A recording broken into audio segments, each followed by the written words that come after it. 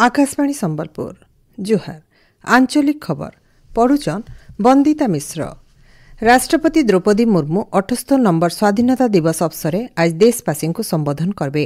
इटा संजबेलर 7 बजे आकाशवाणी और दूरदर्शन रो सबु चैनल थी हिंदी और इंग्लिश भाषा थी प्रसारण हेबा। इतारुत्रु ओडिया सहित अलगा आंचलिक भाषा थी राति 9:30 बजे प्रसारण हेबा बोली सूचना मिली छे। ओडिशार सड़क भित्तिभूमिर विकास लगी मुख्यमंत्री मोहन चरण माझी केन्द्र सड़क परिवहन मंत्री नितिन गडकरी संगे आलोचना करिछन। नुआ दिल्ली भारत मंडपम न हेइतिबार बैठक थी ओडिशार रास्तार विकास लगी 75,000 कोटी टंकार प्रस्ताव उपरे आलोचना हेइछे। आलोचना उतरु मुख्यमंत्री श्री माझी कहिछन जे राज्य तैयारी हेउथबार और अनुमोदन अपेक्षाती थिबार 21,650 कोटी टंकार प्रकल्प रोड और अलगा प्रकल्प तैयार लगी 52,000 कोटी टंकार प्रस्ताव दिया जाइछे। बैठक ती भुवनेश्वर पुरी जातीय राजपथ के 6 लेन करबार लगी निष्पत्ति निया जाइछे। इथिर लगी 1800 कोटी टंका खर्चा हेबा।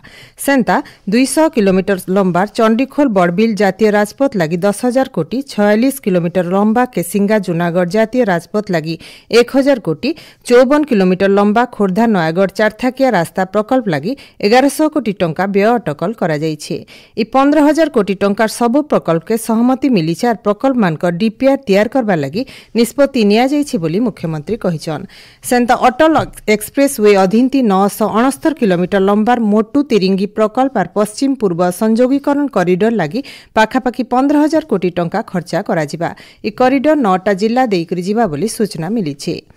गाँ गहली और पंचायत मान के बिजली बिल देवार प्रक्रिया के राज्य सरकार सहज करिछन। इथिर लगी गवर्नमेंट कंज्यूमर मैनेजमेंट सिस्टम नार गुटे पोर्टाल और मोबाइल एप्लिकेशन के विकसित करा जाइछे।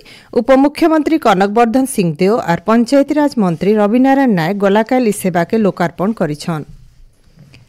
भुवनेश्वर राज्य ग्राम्य उन्नयन और पंचायतीराज प्रतिष्ठान नुआ करी तैयार हेतिबार ई गवर्नेंस केन्द्र के विभागीय मंत्री रविनारायण नायक गलाकाल उद्घाटन करिछन। इ समयाथि सेना उपस्थित थिबार शिक्षानबीस पंचायत कार्यनिर्वाही अधिकारी मानकु लोकंकर पाखे सबु सरकारी सुविधा जनता पहुंचीबा सेथि लगी काम करबा के मंत्री परामर्श देइथिले। पीएम पोषण योजना अधीन थी स्कूल छात्र छात्री मानकु पुष्टिकर मध्याह्न भोजन जोगई देबार लगी विद्यालय और गणशिक्षा विभाग खास पदक्षेप नैछे। पीएम पोषण चाउल जोगान थी होउथिबार अव्यवस्थार मुकाबिला करबार लगी विभाग तरफु सबु जिला के स्वतंत्र मार्गदर्शिका जारी करा जाइछे।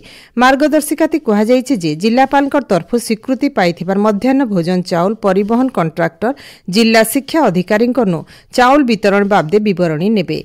इतारुत्रु निजर परिवहन गाड़ी खाद्य जोगान निगम नु पोषणयुक्त चाउल आनिकरी सीधासलख स्कूल मान के पहुंचाबार के कहा जाइछे। पीएम पोषण नेउथबार अधिकारी माने चाउल परिमाण और मान जांच करबे। मुख्य शासन सचिव मनोज आहुजा को श्री जगन्नाथ मंदिर परिचालना कमिटीर कार्यकारी अध्यक्ष भावे अतिरिक्त दायित्व मिली। आगनु तांको साधारण प्रशासन विभाग सचिव भावे अतिरिक्त दायित्व दिया जाइतला। इताके नेकरी आईन विभाग तरफ गोटे विज्ञप्ति बाहरी छे। एतके टनेल काम करबार बेले उन्नत मानर बालास्ट विहीन ट्रैक प्रजुक्ति विद्यार व्यवहार करा जिबा बोली पूर्वतट रेलपथ तरफु सूचना मिली। जेनटा कोरापुट सिंगापुर रोड दोहरीकरण प्रकल्प बाईगुड़ा काकिरीगुमा स्टेशन भितरे लागू होइछे। इ पद्धति लागू हेबानु ट्रैक स्थिरता दीर्घायु सहित निरापत्ता बढ़वा। इतार सहित रक्षणाबेक्षण खर्चा भी कमबा बोली जना पड़िछे। बालेश्वर चांदीपुर प्रतिरक्षा गवेषणा और विकास संगठन डीआरडीओ परिसर नो स्वदेशी ज्ञान कौशल थी तैयार हेतिबार दूरगामी ग्लाइड बोमा गौरवर विमान परीक्षण गलाकाल सफल हेइछे। डीआरडीओ और भारतीय वायुसेनार मिलित चेष्टा थी परीक्षण करा जाइतला।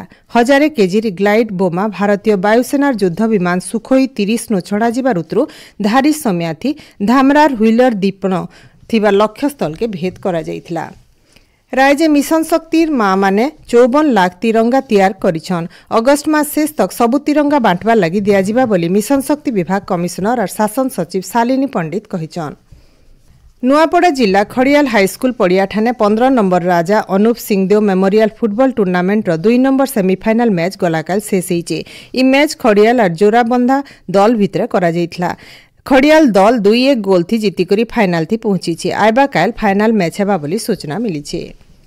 बंगोपसागर न गुटे घुटी बोले सृष्टि होइछे। इतार बोले आज संबलपुर सुंदरगढ़ झारसुगुड़ा बरगढ़ देवगढ़ अनुगुल बाकी जिला मान के वर्षा हेई पारे बोली भुवनेश्वर आंचलिक पाणीपाग केन्द्र तरफ सूचना मिली।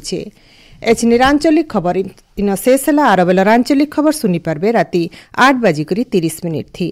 जुहार।